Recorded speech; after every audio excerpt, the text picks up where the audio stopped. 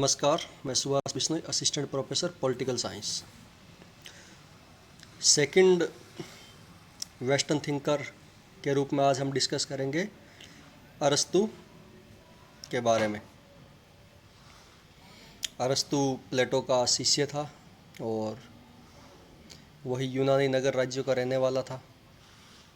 तो time period हम पता करते हैं, जो अरस्तु का टाइम लाइन है वो है, अरस्तु का जन्म हुआ था 384 ईसा पूर्व में वर्तमान मैसिडोनिया के एक नगर था स्टागिरा के अंतर्गत जन्म हुआ था अरस्तु का, जो कि एजियन समुद्र तट के किनारे पर एक छोटा सा शहर है स्टागिरा।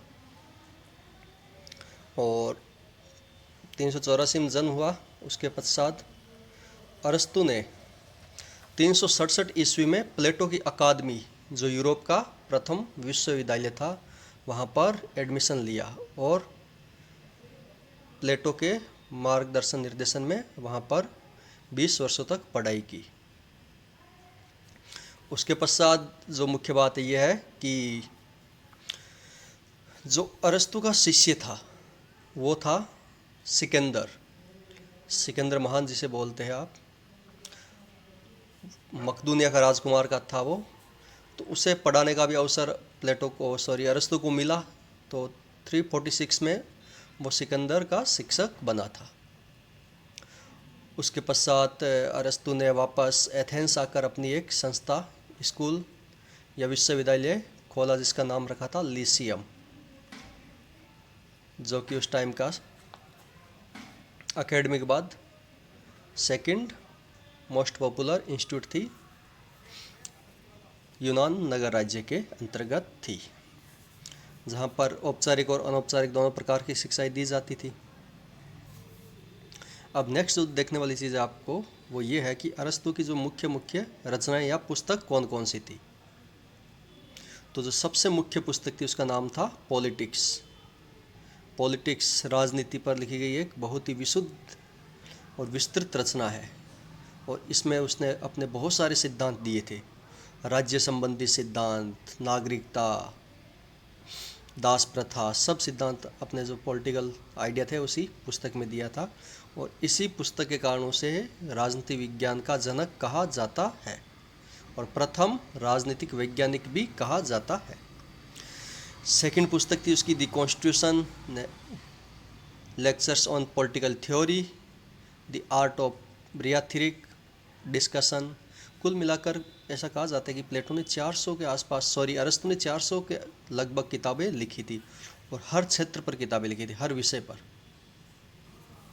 दर्शन, चिकित्सा, भौतिक शास्त्र, सब पर किताबें लिखी थी।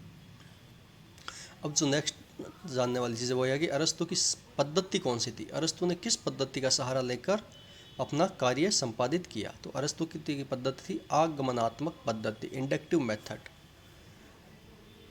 जिसमें उसने किसी भी चीज़ का बारे में अपना सिद्धांत देने से पहले उसका सूक्ष्म दृष्टि से निरीक्षण, अनुभव करके और फिर अनुभविक आधार पर अपनी किताब लिखी थी।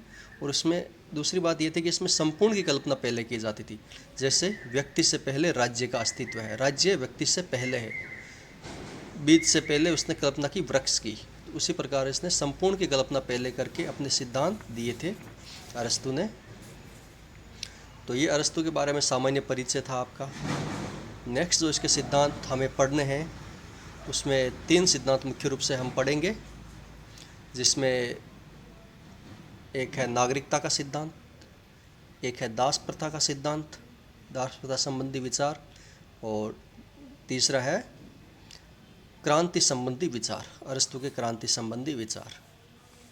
तो आज की हम जो नेक्स्ट देखेंगे वो क्रांति संबंधी विचार अरस्तु के देखेंगे कि अरस्तु ने क्रांति संबंधी क्या विचार दिए थे। तो क्रांति संबंधी विचार नहीं, नागरिकता संबंधी विचार, कि अरस्तु के नागरिकता संबंधी विचार क्या थे, कि नागरिक कौन है। और जैसा कि मैंने बताया कि उसने अपने सारे पॉलिटिकल आइडियाज़ पॉलिटिक्स नामक पुस्तक में दिए थे, तो नागरिकता का विचार भी उसने उसी पुस्तक में दिया था। तो अब ये जानना है कि अरस्तु के अनुसार नागरिक कौन है, what is the definition of the citizenship. तो अरस्तु क्या कहता है कि जो राज्य के कार्यों में हिस्सा लेता है वही नागरिक कहलाएगा।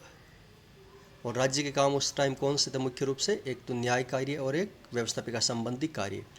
तो अरस्तु डेफिनेशन क्या कहता है कि नागरिक वही है जो न्याय व्यवस्था एवं व्यवस्थापिका के एक सदस्य के रूप में भाग लेता है, दोनों में से किसी एक में, क्योंकि दोनों ही ये प्रभु सत्ता संबंधी कार्य है।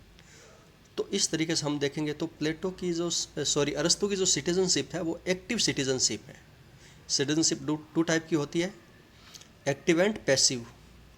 एक्टिव सिटीजनशिप कौन सी होती है कि participate in law making process, जैसे कि आज आपके टाइम एमपीज एमएलए को कह सकते हो कि जो कानून निर्माण की प्रक्रिया में भाग लेते हैं। Active citizenship, this is called active citizenship. और पैसिव सिटीजनशिप हम जैसे मतदाता के रूप में अपना मतदान देके अपना काम खत्म हो जाता है, लॉ मेकिंग प्रोसेस में अपनी कोई डायरेक्ट पार्टिसिपेशन नहीं होता है। तो अरस्तु का जो विचार है वो एक्टिव सिटीजनशिप का विचार है कि राज्य के कार्य में हिस्सा लेना ही नागरिकता का एकमात्र पैमाना है। उस वही व्यक्ति नागरिक होगा जो राज्य के कार्य में हिस्सा लेता है। तो नेक्स्ट जो अरस्तु ने बताया कि नागरिक है, परिभाषा तो यह दे दी, परंतु उसने अपवाद भी बताया कि कौन व्यक्ति नागरिक नहीं हो सकता, कौन से व्यक्ति नागरिक नहीं हो सकते। तो उसमें उसने पहला बताया कि जो विदेशी व्यक्ति है वो तो नागरिक हो ही नहीं सकता। दूसरा, जिसके माता पिता किसी दूसरे राज्य के नागरिक है वो भी नागरिक नहीं हो सकता।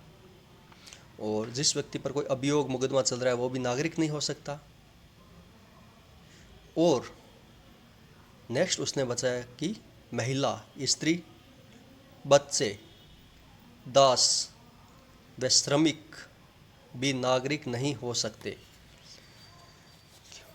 क्यों नहीं हो सकते उसका उसने सबका अलग अलग कारण बताया कि बच्चे क्यों नहीं हो सकते, क्योंकि वो अपरिपक्व होते हैं और उनमें विवेक का विकास नहीं हो पाता है। दास को उसने, जब हम आगे पढ़ेंगे, कि उनमें विवेक का अभाव होता है, इस कारण वो नागरिक नहीं हो सकते। और थर्ड उसने बताया कि महिलाएं नागरिक नहीं हो सकती। क्यों? क्योंकि उनके पास घर का कार्य करने के बाद ऐसा अवकाश नहीं बचता कि वो अपना विवेक का विकास कर सके, अपने को प्रशिक्षित कर सके। और वृद्ध व्यक्ति भी नागरिक नहीं हो सकता, ओल्ड पीपुल, क्योंकि वो इतने सक्षम नहीं होते हैं ओल्ड पीपुल कि वो राज्य के कार्य में हिस्सा ले सके। तो इसका सबकी एक अलग अलग वजह भी बताई उसने। और एक कंपेरेटिव अगर हम देखें साथ में कंपोजिट, तो वो ये है कि इनके पास नैतिक और बौद्धिक स्तर नहीं होता। मुख्य जो कहने का भावार्थ यही था, क्योंकि इनके पास नैतिक और बौद्धिक इतना विवेक नहीं होता। क्यों विवेक नहीं होता? क्योंकि इनके पास अवकाश नहीं होता है।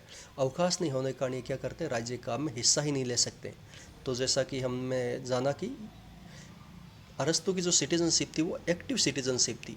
और अगर कोई राज्य काम में हिस्सा ये व्यक्ति नहीं ले पाएंगे, महिला है, श्रमिक है, अपने अवकाश की अनुपस्थिति के कारण, अवकाश नहीं होने के कारण, तो वो नागरिक नहीं कहलाएंगे। इसकी हम क्रिटिसाइज़ भी करेंगे कि ये तो एक, अगर वर्तमान संदर्भ में हम देखें तो ये एक बहुत ही अलोकतांत्रिक तरीका है। और इस तरीके से तो अगर हम देखें कि मान लो कि भारत में ही है तो बहुत कम लोगों को नागरिकता मिल पाएगी, बहुत ही कम, 1% लोगों को मुश्किल से। तो इस प्रकार जो अरस्तु का नागरिकता का सिद्धांत है वो क्या है, ये राज्य के प्रति एक ड्यूटी का सिद्धांत है। Citizenship is duty towards the state, कि अपनी ड्यूटी निभाओगे राज्य के प्रति तो ही आप नागरिक कहलाओगे, ड्यूटी शासन कार्य में हिस्सेदारी लेके। अभी थोड़ा नेक्स्ट हम जान लेते हैं कि प्लेटो और अरस्तु का नागरिकता में थोड़ा बहुत भिन्नता थी, अंतर था, वो क्या है, कंपैरिजन देख लेना चाहिए। तो प्लेटो क्या मानता है कि राज्य में रहने वाला प्रत्येक व्यक्ति नागरिक है, उसमें वो कोई भेदभाव नहीं करता है कि कौन गुणी है कौन अवगुणी है, उसके आधार पर वो कोई भेदभाव नहीं करता है। नेक्स्ट, और अरस्तु तो भेदभाव करता है कि अशिक्षित, श्रमिक, महिला, दास नागरिक नहीं हो सकते। नेक्स्ट जो प्लेटो कहता है कि एक अच्छा व्यक्ति ही अच्छा नागरिक हो सकता है, जबकि अरस्तु का कहने का ये है कि नहीं, अच्छा व्यक्ति और अच्छा नागरिक होने में फ़र्क है। अच्छा व्यक्ति तो हर जगह एक जैसा होता है, परंतु अच्छा नागरिक होने के लिए आपको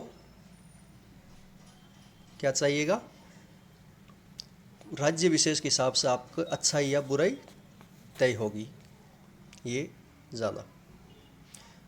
नेक्स्ट जो हम देखेंगे कि उसकी अरस्तु की ये नागरिकता संबंधी सिद्धांत तो यही है कि कौन नागरिक हो सकता है, कौन नागरिक नहीं हो सकता है। इन सब को जानने के बाद हम देखेंगे कि उसकी नागरिकता संबंधी सिद्धांत की कुछ आलोचना भी है। अगर इस हिसाब से हम देखते हैं कि ये नागरिकता सिद्धांत है तो उसकी कुछ क्रिटिसाइज भी होगी। तो फर्स्ट क्रिटिसाइज किया कि उसका विचार, नागरिकता संबंधी विचार अत्यंत ही अनुदार और अभिजात तंत्रीय है। अभिजात तंत्रीय कैसे? कि सिर्फ एक सीमित वर्ग को मिला हुआ है, अभिजात उच्च वर्ग को, लोगों को, जिनके पास पैसा है, अवकाश है और अपना दास रख सकते हैं, उनको ये मिला हुआ है। नेक्स्ट आलोचना उसकी हम ये कर सकते हैं कि ये छोटे राज्य के लिए तो संभव है, परंतु आधुनिक विशाल राज्यों के संबंध में इतने व्यक्तियों का राज्य कार्य में हिस्सेदारी असंभव है। तो इस आधार पर हम इसे क्रिटिसाइज कर सकते हैं। और अगर अरस्तु की नागरिकता को वर्तमान संदर्भ में लागू कर पाए तो ये बहुत बड़े वर्ग को नागरिकता से वंचित कर देंगे। और नागरिकता से वंचित करने का मतलब है कि उन्हें नागरिकता से प्राप्त होने वाले अवसर या उन्नति के अवसरों से भी वंचित कर दिया जाएगा, तो वो अपने व्यक्तित्व का विकास नहीं कर पाएंगे। तो वर्तमान में क्या है, आप जैसे भारत की नागरिकता देखोगे कि नागरिकों को बहुत से अधिकार मिले हुए हैं जो दूसरे लोगों को नहीं मिला हुआ है, और अपनी उन्नति के अवसर, मूल अधिकार जैसे नागरिकों को मिले हुए हैं। कई अधिकार है जो सिर्फ इंडिया के सिटीजन को ही मिले हुए हैं, जैसे आर्टिकल 19 है ये। तो और वर्तमान संदर्भ में अगर हम देखें तो प्रत्येक व्यक्ति का न्यायाधीश और विधि निर्माता नहीं हो सकता ये। नेक्स्ट क्रिटिसाइज के अगर रूप में हम देखें तो इस प्रकार राज्य की नागरिकता से राज्य में कई वर्ग बन जाएंगे, नागरिक और गैर नागरिकों के बीच, और फिर उनके बीच संघर्ष होगा। उससे राज्य की आंतरिक स्थिति कमज़ोर और असंगठित हो जाएगी और राज्य की अंततः एकता का विरुद्ध हो जाएगी और राज्य कमज़ोर हो जाएगा। तो ये सब हम क्रिटिसाइज़ करते हैं अरस्तु की नागरिकता संबंधी सिद्धांत की। फिर हम निष्कर्ष रूप में ये कह सकते हैं कि इन दोषों के होते हुए भी वो सिद्धांत उपयोगी है। क्यों उपयोगी है? कारण क्योंकि प्लेटो पहला ऐसा व्यक्ति था जो नागरिकता को कर्तव्यों से जोड़ा था। नागरिक वही है जो कर्तव्य है, कर्तव्य से जोड़कर उसने एक बहुत अच्छा सिद्धांत दिया जो क्रांतिकारी सिद्धांत। तो आज भी इसको माना जाता है कि नागरिकों को कर्तव्य है, जैसा कि हमारे भी मूल कर्तव्य संविधान में दिए गए हैं। तो प्रत्येक नागरिक के लिए शासन कार्य में हिस्सेदारी लेना जरूरी था। हिस्सेदारी लेके वो क्या करता है, शासन पर निगरानी रख सकता है, चौकसी रख सकता है। तो इस प्रकार उसने इन सिद्धांत को जोड़कर बहुत ही अच्छा विचार दिया, क्रांतिकारी विचार था। तो आज की क्लास में बस इतना ही discuss. Thank you very much.